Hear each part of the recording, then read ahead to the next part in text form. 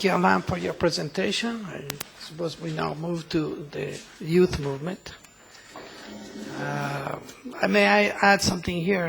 I do watch quite often YouTube information from Iran, and it's pretty extensive in the sense that we know from media studies that from Iran you get by far a better coverage of events through internet than probably any other country in the Middle East. So I leave the field to you now.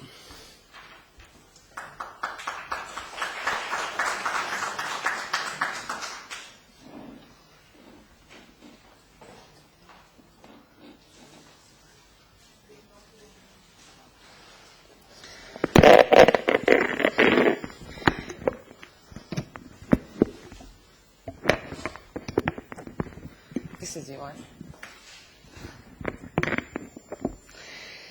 In the bestseller,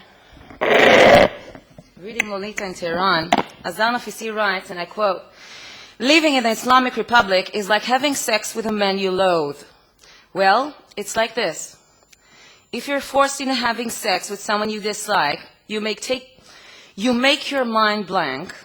You pretend to be somewhere else. You tend to forget your body. You hate your body. That's what we do here. We are constantly pretending to be somewhere else. We either plan it or dream it." End of quote. In 1997, Nafisi immigrated with her family to the US. The same year, Mohammad Khatami swept the presidential election, and for many in and out of Iran, it signaled a period of reform and liberalization.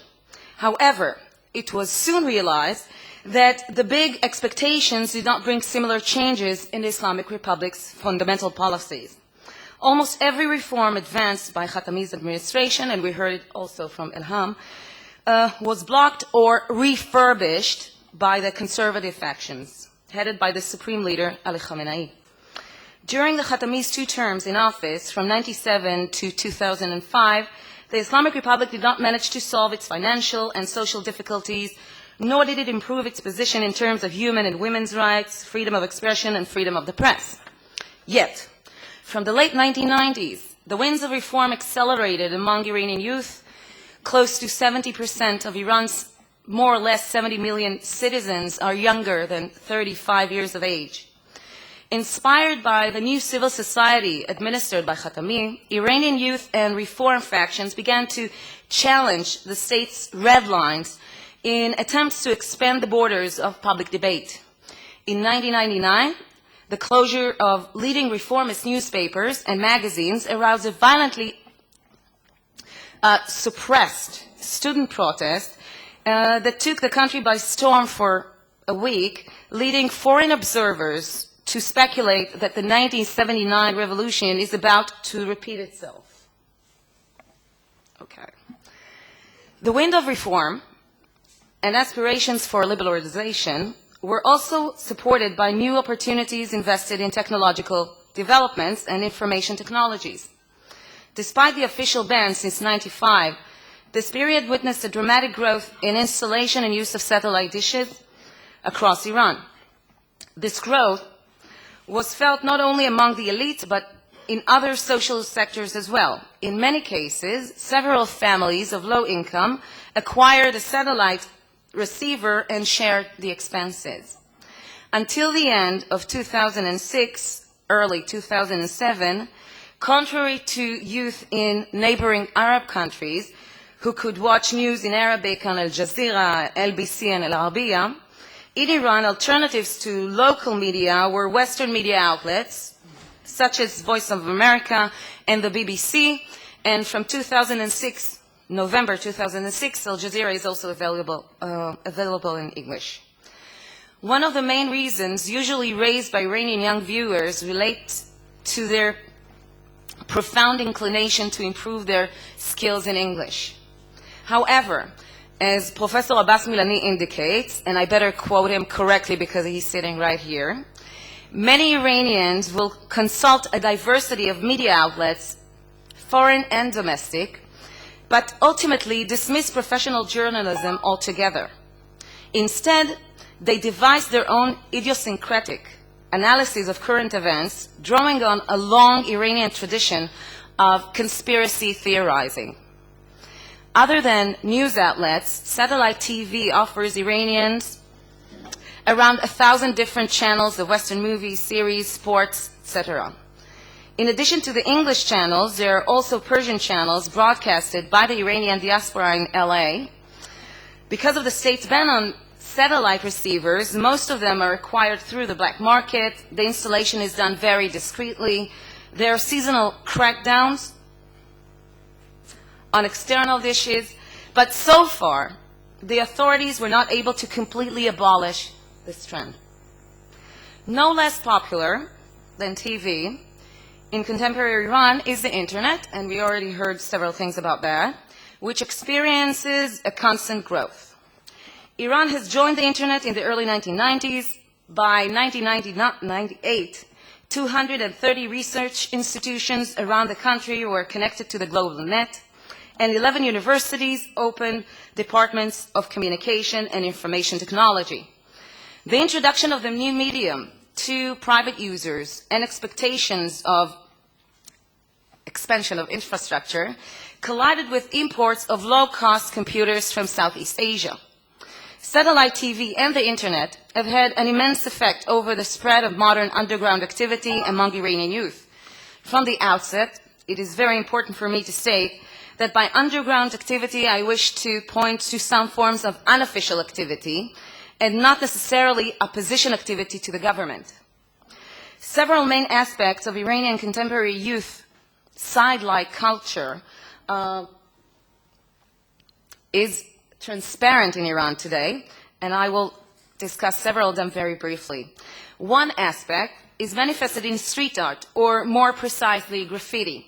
Spray paint and markers scratched or applied on public buildings, walls, and even bus seats are many times employed in contemporary Iran to communicate diverse messages. In Iran, they also stand to contest the official murals spread by the authorities in the streets across the country. Since its establishment in 1979, the Islamic Republic has used posters and wall paintings and political murals intensively. Such posters, you want to say something? Oh, okay.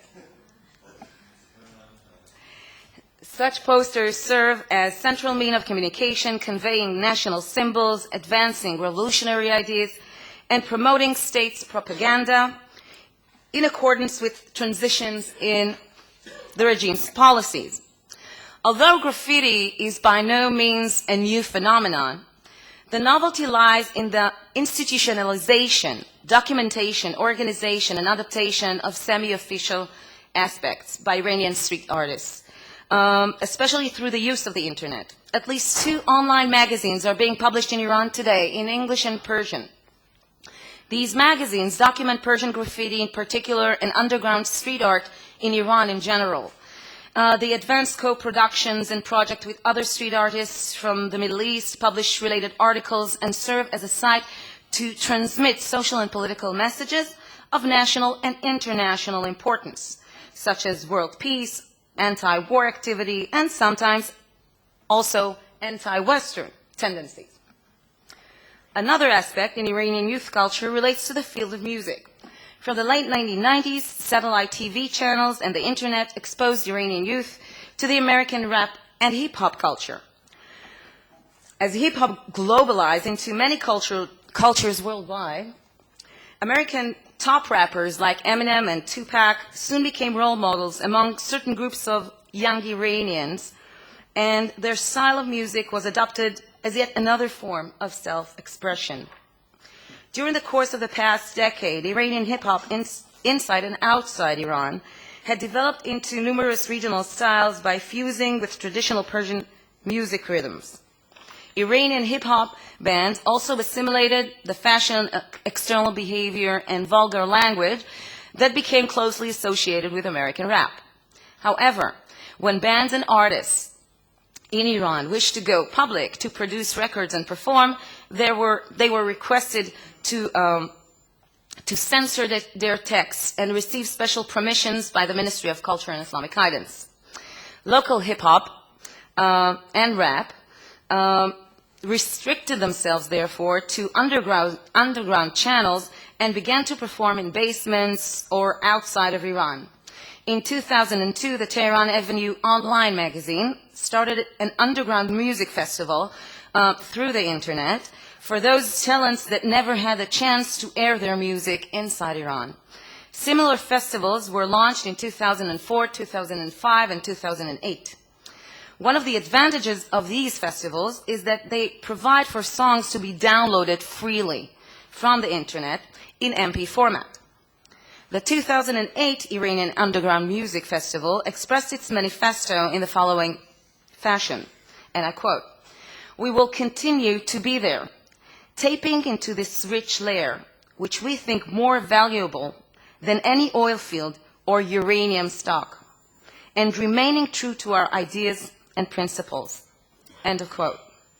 A third aspect of Iranian youth culture is associated with the phenomenon most identified with Iran today, the Iranian blogosphere, also known as Blogistan. By now, weblogs have already proven to be an important link in the chain of online communications, and as such, earned recognition by the mainstream media. This process involved setting up new standards for international communication between people, groups, and organizations. Soon after the first Iranian weblogs were posted on the net in 1999, local bloggers advanced Iran to become a leading country in the Middle East in terms of the amount of blogs and contribution to the international blogosphere's cultural codes and style. However, with the rapid growth of Blogistan, it was targeted by the Iranian regime, which activated a vast operation of monitoring, censoring, filtering, blocking, closure of internet cafes, arrests, detention, harassments, convictions of Iranian-based bloggers.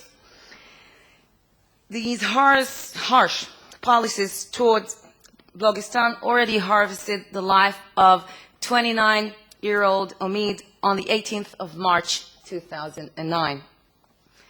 The fourth aspect of Iranian youth culture that I would like to mention here today is that of self-produced short video clips. Ever since the establishment of YouTube in 2005, self-made video clips have become vibrant features online. YouTube's popularity has inspired similar initiatives in the form of Google Video, Dailymotion, Mega Video, AOL Video, 4Share, etc. Alongside these English hosts, we are witnessing the rise of particular providers directed to the Persian-speaking world and Muslim populations. For the religious-oriented net users, Shia TV Net was established. Shia TV Net offers short video clips of Iranian propaganda, religious sermons, speeches of Muslim scholars, Iranian leadership, the entire heritage of and speeches by Ayatollah Khomeini, and self-produced clips of religious and spiritual nature. Shia TV Net hosted, and I just follow it so I count.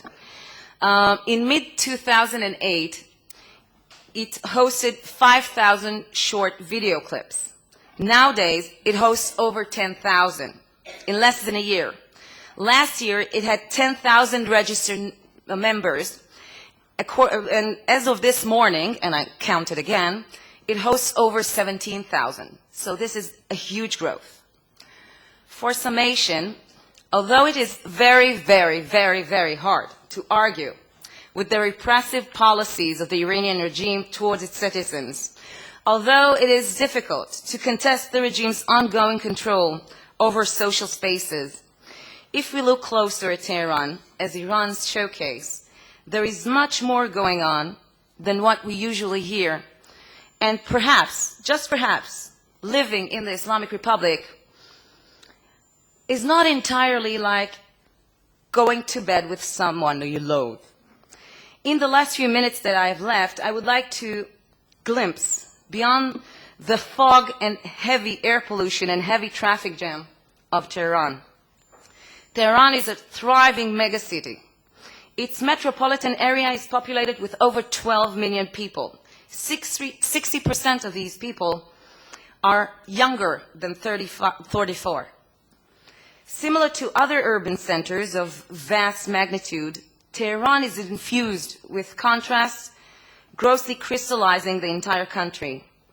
During the course of the past 2 decades, the Iranian capital has been going under intense renovations and construction projects. Its relatively new metro began operation in 1999. New residential buildings are taking over the skyline. Nowadays, Tehran also hosts the fifth, wait, not yet. It hosts the 5th tallest telecommunication tower in the world, and new tunnels are connecting the city's east and west sides. Now here, the most familiar and recognized symbol of Tehran is the Azadi Square Tower. Yet, during the past few years, there are new modern symbols of Tehran, as we can see here. I believe most of you are also familiar with Iranian version of Pepsi Cola in the form of Pasi Cola. Okay. And the brilliant invention of non-alcoholic beer. Yet Tehran also hosts several impressive shopping centers offering international brands in perfumes and cosmetics, of course, and accessories. Brands such as Gucci are to be found, Mont Blanc, Tommy Hilfiger, Zara, better known to the European guests among us, and a computer paradiso of 4-story high computer store with all the affiliated products. Iranian youth is also quite familiar and exposed to international trends in literary world, of Harry Potter, for example. More interesting examples of copying well-familiar American brands are this one. This is the version of Iran for Kentucky Fried Chicken, and we have Kabuki Fried Chicken. But perhaps the most copied brand of all, okay, is Starbucks. In Iran, we have Starbucks and Star Cups.